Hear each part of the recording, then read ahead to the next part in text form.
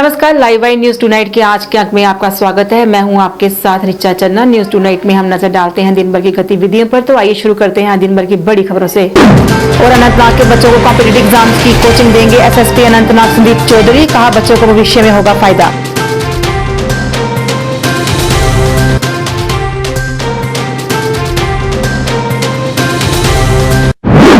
अब समाचार विस्तार से। जम्मू कश्मीर की कई भाषाओं को आधिकारिक भाषाओं में शामिल न किए जाने को लेकर विरोध शुरू हो गया है। इसे लेकर जम्मू कश्मीर गुरुद्वारा प्रबंधक बोर्ड की तरफ से प्रदर्शन किया गया और पंजाबी को आधिकारिक भाषा में शामिल न किए जाने का विरोध किया गया और इसको लेकर सरकार के प्रति नाराजगी जताई गई। इस मौके पर बोर्ड के चेयरमैन टीएस वजीर ने कहा कि अगर पंजाबी को आधिकारिक भाषा में शामिल नहीं किया गया तो इसे लेकर बड़ा प्रदर्शन किया जाएगा। उन्होंने पंजाबी के साथ भेदभाव का आरोप भी लगाया।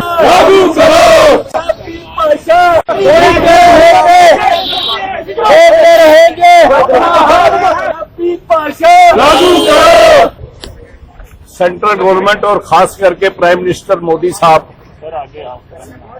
जिनका एक पॉपुलर स्लोगन है, जहां भी वो बोलते हैं सबका साथ सबका विकास। तो इस वक्त जो ऑफिशियल लैंग्वेजेस की गई हैं 5, उसमें पंजाबी को इंक्लूड नहीं किया गया, इसको एक्सक्लूड कर दिया गया। और पंजाबी लैंग्वेज जम्मू कश्मीर की महाराजा रणजीत सिंह और डोगरा राज में भी ये ऑफिशियल लैंग्वेज रही है।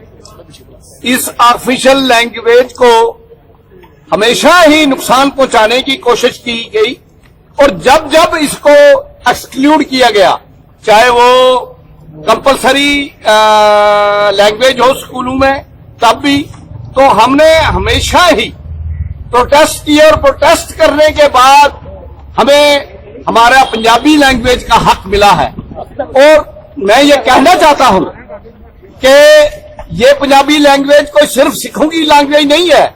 ये पंजाबी लैंग्वेज पूरे अब नॉर्थ में देखेंगे तो 80% लोग जो है वो पंजाबी बोलते हैं। और कश्मीर की जो आज से 1960 की शुमारी में और उसमें ये 60% जो है जम्मू प्रोविंस में 60% लोग इसको पंजाबी को बोलते हैं। और आज भी पंजाबी लविंग और हर मजहब के लोग हरण करते हैं इस बात को और प्रोटेस्ट कर रहे हैं।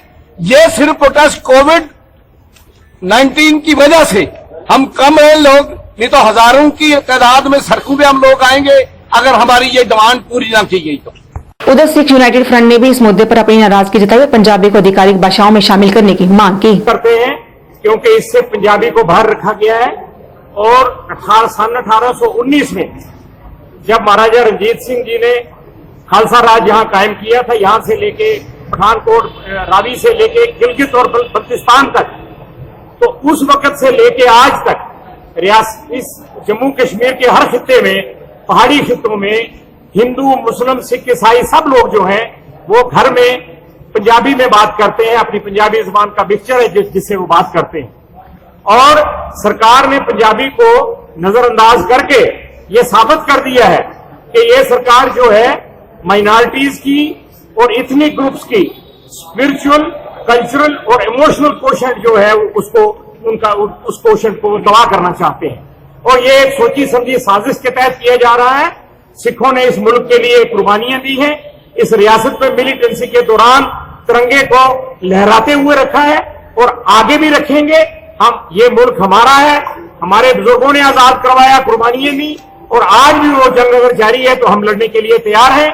और हम अपने इस डेमोक्रेटिक हक के लिए आगे की जो भी लड़ाई होगी वो लड़ेंगे जब तक कि पंजाबी को भी उसका मुनासिब दर्जा बतौर ऑफिशियल लैंग्वेज रियासत जम्मू व कश्मीर में नहीं। वहीं जम्मू कश्मीर गुज्जर देश तहरीक इंसाफ ने आधिकारिक भाषाओं में पहाड़ी भाषा को शामिल न किए जाने की कड़ी निंदा की है। एक प्रेस कॉन्फ्रेंस में संस्था के प्रधान नजाकत खटाना ने कहा कि जम्मू कश्मीर में कई इलाकों में पहाड़ी भाषा बोली जाती है, लेकिन उन लोगों के साथ हमेशा भेदभाव किया जाता है और आज भी किया गया है। उन्होंने सरकार से पहाड़ी भाषा को भी 8वें शेड्यूल में शामिल करने की मांग की। इसका ये मुद्दा है जो कि पार्लियामेंट में जो एक बिल पास किया गया, 5 बोलियों को जो कि 8वें शेड्यूल में डाला गया। जैसे मैं आपको तशरीह करके भी दिखाता हूँ। सबसे बड़ी जो रियासत जम्मू कश्मीर के अंदर कश्मीरी, डोगरी, हिंदी, इंग्लिश, उर्दू। उसके बाद गुजर बकवाल को प्रधानमंत्री साहब ने जो हमारे साथ किया है वो गलत किया है। गुजर बकवाल को जो है आपको बखूबी पता है, रियासत जम्मू कश्मीर के अंदर इसको रियासत जम्मू कश्मीर का और हिंदुस्तान को बचाने वाले और रियासत जम्मू कश्मीर को बचाने वाले वो गुजर बकवाल लोग हैं। पीपल्स डेमोक्रेटिक पार्टी की आज सुबह कश्मीर घाटी में होने वाली बैठक नहीं हो पाई। जिला प्रशासन के आदेश पर पुलिस ने पार्टी के कई नेताओं को घर से बाहर जाने की इजाजत ही नहीं दी। ये बैठक सुबह 11 बजे होनी थी। पीडीपी के प्रवक्ता सुहेल बुखारी ने इस बात की पुष्टि करते हुए कहा कि बैठक में सभी जिला स्तरीय नेताओं को बुलाया गया था। पार्टी के कई प्रमुख नेताओं को बैठक में शामिल होने के लिए घरों से निकलने की इजाजत ही नहीं दी गई।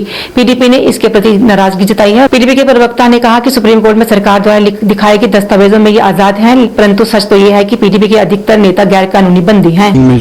शिरकत करनी थी, उन्होंने कोशिश तो की थी कि अपने घरों से बाहर निकलें, लेकिन सरकार की तरफ से डिटेंशन को कंटिन्यू किया गया, उनको बाहर नहीं निकलने दिया गया। यहाँ तक कि हमारे चंद सहाफ़ी दोस्त जो थे वो कुछ लीडर्स के घर पे भी पहुंचे थे। उन्होंने वहाँ पे देखा कि किस तरह से वो लीडर्स घर से निकलने की कोशिश कर रहे थे, लेकिन उन्हें अलाउ नहीं किया गया। तो इस तरह से सरकार ने वो जो इलीगल डिटेंशन है उनको कंटिन्यू किया, और साथ ही मतलब अब तो ये एक पब्लिक नोटिस में भी फॉर रिकॉर्ड भी आ गया कि किस तरह झूठ बोला जा रहा है, गुमराह किया जा रहा है इस चीज़ को लेके। और उसके चलते चूंकि रहनुमा यहाँ नहीं पहुँच पाए तो वो मीटिंग कैंसिल हो गई रहा था। यहाँ तक कि सुप्रीम कोर्ट ऑफ इंडिया को भी बताया जा रहा था कि वहाँ सारे लोग आज़ाद हैं, जहाँ चाहें जा सकते हैं। तो उस चीज़ की कली खुल गई, उस इलीगल डिटेंशन को कंटिन्यू किया गया, उनको बाहर नहीं निकलने दिया गया। बातचीत के जरिए से मसलों का हल, सारे शेड्स ऑफ ओपिनियन को एक जगह बिठा के बातचीत करने का, उसकी एडवोकेसी करते रहेंगे। साथ ही जो 5 अगस्त 2019 को एक कॉन्स्टिट्यूशनल फ्रॉड किया गया जम्मू कश्मीर के आवाम के साथ, देखिए यूनिटी की बात करें तो एक जॉइंट स्टेटमेंट तो पहले आया था गुपकार डिक्लेरेशन के रूप में। अब एक रिसेंटली एक और जॉइंट स्टेटमेंट आया है जिसमें पीपल्स डेमोक्रेटिक पार्टी भी एक सिग्नेटरी है। कई महिला कार्यकर्ता अपनी पार्टी में शामिल हुई। इस मौके पर अल्ताफ बुखारी और महिला विंग की नेता नम्रता शर्मा ने शामिल नए कार्यकर्ताओं का पार्टी में स्वागत किया। अल्ताफ बुखारी ने कहा कि आज जम्मू कश्मीर के लोग सिर्फ विकास और रोजगार चाहते हैं। उन्होंने कहा कि नए सदस्यों के शामिल होने से उनकी पार्टी मजबूत होगी और अपने मुद्दों को हल करने के लिए उन्हें ताकत मिलेगी। मैं तो इनको पहले मुबारकबाद देना चाहता हूँ और यहाँ की जम्मू की जनता को, जम्मू रीजन की जनता को मुबारकबाद देना चाहता हूँ। कहीं ना कहीं जो मैसेज अपनी पार्टी देना चाहती है वो कहीं परकोलेट कर रही है डाउन बिलो, और उसी सिलसिले में हमारे साथ जो लोग जुड़ रहे हैं, ये एक स्ट्रेंथ है। ये एक स्ट्रेंथ है इस नारे में जो हम कहते हैं कि आज जम्मू और कश्मीर में कोई विवाद नहीं है। आज हमारे मसले साझे हैं, आज हमारी दिक्कतें साझी है।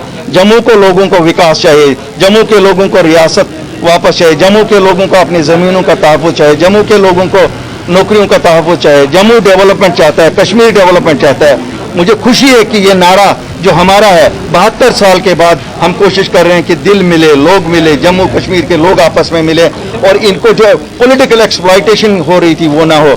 और मुझे इस चीज़ के लिए कोई शर्म नहीं आती है मुबारकबादी देने को अपनी टीम को और जम्मू के लोगों को, और इनको आश्वासन दिलाना चाहता हूँ कि अगर हम सब मिल के चलेंगे तो हम ज़रूर कल हमारा रोशन होगा। वहीं महिला विंग की नेता नम्रता शर्मा ने कहा कि आज लोग अपनी पार्टी की नीतियों से आकर्षित होकर अपनी पार्टी का दामन थाम रहे हैं। उन्होंने कहा कि लोगों को समझ आ गया है कि जम्मू कश्मीर में सिर्फ अपनी पार्टी ही एकमात्र विकल्प है। देखिए, जो अपनी पार्टी है, आज लोग जम्मू कश्मीर की नज़र, सब लोगों की नज़र आज अपनी पार्टी की तरफ है और जम्मू कश्मीर के लोग आज अपनी पार्टी को एक विकल्प की तरह देख रहे हैं। वो जानते हैं कि बाकी सब राजनीतिक पार्टियां सिर्फ झूठ की बिना पे चलती रही, लेकिन अपनी पार्टी जो है वो सच की सियासत करती है, वो सच लेके चलती है। वो जानती है कि 370 और 35 से अभी सब्जुडाइज है कोर्ट के अंदर, उस पर बात करना बिल्कुल भी लाजमी नहीं। इसलिए वो कहती है कि हमें इससे आगे बढ़ के चलना होगा और आगे लोगों की जो आज कोविड-19 के बाद जो हालत हुई है, स्पेशली जो गृहिणियां हैं जिन्होंने आज हमें ज्वाइन किया एक अच्छी तादाद में, कल और आज महिलाओं की जो ज्वाइनिंग हुई है अपनी पार्टी में, वो इस चीज का सबूत है कि लोग जम्मू कश्मीर के आज पार्टी के साथ अपनी पार्टी की तरफ एक उम्मीद की नजर से देख रहे हैं और अपनी पार्टी ही एक विकल्प है जम्मू कश्मीर के लोगों के लिए। एसएसपी अनंतनाग सुनील चौधरी ने बच्चों को ऑपरेशन ड्रीम्स के तहत कॉम्पिटिटिव एग्जाम्स की कोचिंग देने का फैसला किया है। उन्होंने कहा कि हर संडे को ये कोचिंग दी जाएगी और इसके समय की जानकारी सोशल मीडिया के जरिए से दी जाएगी। उन्होंने कहा कि इससे बच्चों को एक नई दिशा मिलेगी और उन विषय में फायदा होगा।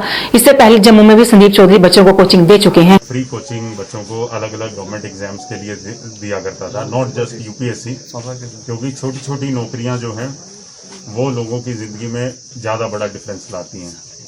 मैंने सोचा था कि अनंतनाग पोस्टिंग के बाद मैं साउथ कश्मीर के बच्चों को भी इस तरह की रोज सुबह क्लासेज या ये सब दे पाऊंगा, लेकिन ये जो कोविड-19 पैंडेमिक आया, इसकी वजह से ये सब चीज़ें मैं नहीं कर पाया। तो अब पिछले कुछ समय से मैं अपने एरिया को भी समझ रहा था, अपना काम की भी मसरूफियात ज़्यादा थी। अब थोड़ा सा जब मुझे लग रहा है कि मैं एटलीस्ट संडे को बच्चों को पढ़ा पाऊँगा, थोड़ा वक्त अपना दे पाऊँगा, तो हमारा जो ऑपरेशन ड्रीम्स नाम का जो इनिशिएटिव जम्मू में चलता था वो ऑफलाइन था। उसी की तर्ज पर अब मैं कोशिश करूंगा कि हर संडे को ऑनलाइन ऑपरेशन ड्रीम्स की क्लासेस एटलीस्ट 1 या 2 घंटे के लिए हम लिया करेंगे। इसकी जो टाइमिंग है और जो चैनल ऑफ कम्युनिकेशन होगा वो मैं अपने सोशल मीडिया और अनंतनाग पुलिस के सोशल मीडिया हैंडल से आपको अपडेट कर दूंगा। मैं कोशिश करूंगा कि जम्मू कश्मीर यूटी के हर क्षेत्र के बच्चों को 1-2 घंटे जो भी मैं ज़िंदगी में सीखा हूँ वो उनसे शेयर कर पाऊँ। मुझे इसमें मोटिवेशन इसलिए भी है कि मैं ज़िंदगी में कॉलेज, यूनिवर्सिटी रेगुलर पढ़ाई नहीं कर पाया। मुझे लोगों ने गाइड किया था। मैं कोशिश करूँगा कि मेरी गाइडेंस से भी कोई बच्चा ज़िंदगी में आगे बढ़ पाए। कोशिश हमेशा रहती है कि एक एग्ज़ाम पे कॉन्सेंट्रेट ना किया जाए। नॉलेज का जो परस्यूट है उसको अगर बच्चे पकड़ते हैं तो ज़रूरी नहीं है कि वो सिर्फ सिविल सर्विसेज में जाए, वो बैंकिंग में जा सकते हैं, टीचर, हमारी जो पोस्ट ऑफिस है और बहुत सारी सरकारी नौकरियां जो टाइम टू टाइम निकलती रहती हैं। हमारा पर्पस है बच्चों को एक दिशा दिखाना कि आप अपना फ्यूचर बनाएं, अपना करियर बनाएं। कोई भी जॉब हो वो मैटर नहीं करता है, मैटर ये करता है कि आपके पास एक काम हो ज़िंदगी में, आप अपनी रोजी रोटी खुद इज्जत से कमा पाएं। छोटीपुरा हंदवाड़ा के स्थानीय लोग सड़क पर तारकोल न बिछाए जाने से परेशान हैं। इसे लेकर उन्होंने प्रदर्शन किया और नारेबाजी कर प्रशासन के प्रति नाराजगी जताई। उनका कहना है कि तारकोल न बिछाए जाने से सड़क बेहद खस्ता हालत में है और जगह जगह से टूट गई है। उन्होंने सड़क की ऐसी हालत से लोगों को काफी परेशानियों का सामना करना पड़ता है। स्थानीय लोगों ने प्रशासन पर इस क्षेत्र की अनदेखी करने का भी आरोप लगाया और सड़क पर तारकोल बिछाए जाने की मांग की। हमारी मांगे आरएनबी हंदवाड़ा हमारे मांगे। हमने इसलिए यहाँ पे प्रोटेस्ट किया है कि ये जो मोहल्ला है छोटीपुरा, ये गांव है पूरा, इसके 2 मोहल्ले जो हैं वो म्यूनिसिपल कमेटी हंदवाड़ा के सुपरविजन में आते हैं। तो जैसा कि आपने भी देखा यहाँ पे सब लोग जमा हुए हैं। ये बड़ी बदकिस्मती के साथ हमें कहना पड़ता है कि पिछले जब से हम पैदा हुए हैं तब से हमने कभी भी यहाँ पे ये रोड्स का सिस्टम हमने पूरा होते हुए नहीं देखा। और ड्रेनेज सिस्टम आप देख सकते हैं, आप थोड़ा कैमरा को वहाँ ले जा सकते हैं और आपने पूरा देखा भी है। पूरा गांव जो है बड़ी मुश्किलात से 2-4 होना पड़ता है यहाँ पे लोगों को।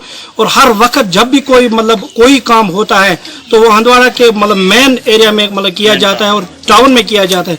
और ये जो जब कभी कभार भी हमारा कोई तामीराती काम होता है तो उस वक्त हम म्यूनिसिपल कमेटी हंदवाड़ा के पूरे मुलाजमीन हमारे आंगन में वारिद होते हैं कि भाई आप काम को रोक दीजिए। लेकिन जब कोई तामीराती काम, ये कोई डेवलपमेंट का काम होता है, सड़कों का या ड्रेनेज का, तो उस वक्त हमें नजरअंदाज किया जाता है। चाहे जो भी हो जो हमारे जो आला अफसरान हैं, हम उन तक ये बात पहुंचाना चाहते हैं कि हमारे इस मामले को आगे लिया जाए और गौर से इस पर बात की जाए, सोचा जाए इस पे, ताकि हम इन मुश्किलात से ये मुश्किलात हमारे लोग जो हैं उनसे दूर हो जाए। बिल्कुल तमाम जो मुश्किलात हैं वो उससे। कुपवाड़ा के लीलाम रहमाल क्षेत्र के लोगों ने आज जल शक्ति विभाग के प्रति नाराजगी जताई। लोगों का कहना है कि विभाग द्वारा 2002 में फिल्ट्रेशन प्लांट बनाया गया था और तब से अब तक उसकी ओर कोई ध्यान नहीं दिया जा रहा। उन्होंने कहा कि इस फिल्ट्रेशन प्लांट से 6 गांव में पानी जाता है और इसकी खस्ता हालत से लोग गंदा पानी पीने को मजबूर हैं।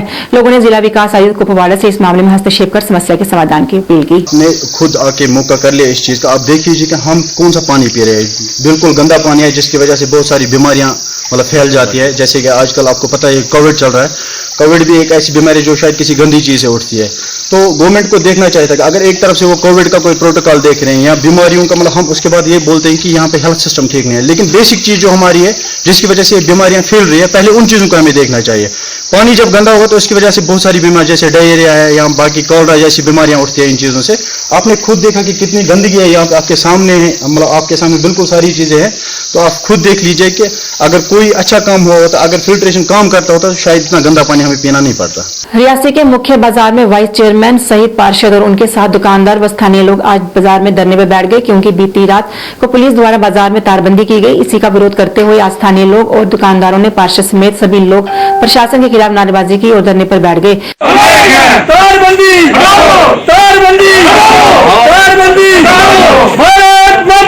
भारत माता की उनका कहना था कि अगर जल्द ही तारबंदी नहीं हटाएगी तो इसको लेकर पूरी तरह से बाजार को बंद कर दिया जाएगा, जिसकी जिम्मेदारी प्रशासन की होगी। लोगों का कहना था कि जिस घर में कोरोना पॉजिटिव मामला आता है उसी को सील किया जाए और बाकी लोगों को दुकानें खोलने की इजाजत दी जाए। और सबसे पहले ये मुद्दा रहा, जब भी कोई मीटिंग होती है व्यापारियों को बिल्कुल नहीं बुलाया जाता है। हमारी जितनी भी यूनियन है उनके प्रेसिडेंट हैं, कम से कम उनको बुलाना चाहिए, उनके भी राय सुननी चाहिए। आज तक मैडम ने कभी भी उनको बुलाने का या फिर कोई और डीसी रहा उन्होंने उनको बुलाने का कोई भी हमें सोचा नहीं, तो ये भी कुछ है। और ये मुद्दा रहा बाजार के तार, आज तक गवर्नमेंट ने बाजार में हरासमेंट पैदा कर दिया 4 दिन से, जहां मर्जी जल्दी तार लगा देते हैं। परसों टेस्ट ग्रेन बंदर के पास होनी थी, तार लगा दी। बाजार खुला है, तार क्यों लगाने? तार लगाने से सारे बाजार में शोर मच जाता है, गाँवों में शोर मच जाता है। रियासी में तार लगी है, रियासी का जो गवर्नमेंट व्यापार ठप करने लगी है, और हमें जो ठप करे इसका जवाब हमें देना पड़ेगा, चाहे किसी भी ढंग से देंगे हमें इसका जवाब देना पड़ेगा। आज का ये जो मुद्दा है, हम प्रशासन के खिलाफ नहीं है, लेकिन आज हम किसी पार्टी पॉलिटिक्स में भी नहीं है। हम लोग सब रियासी के जागरूक शहरी हैं। अगर प्रशासन को हमने सहयोग किया है 23 मार्च के बाद, और हमारा ये ड्यूटी भी बनती है, अगर प्रशासन शहर के लिए कार्य कर रहा है तो हमें भी उनके लिए कार्य करने में कोई कोताही नहीं है। लेकिन अब कुछ दिनों से हवाबाजी, और जैसे हमारे डोगरी में कहते हैं कि चुल कूदे तो फूका कूदे, ऐसा वातावरण बन गया है।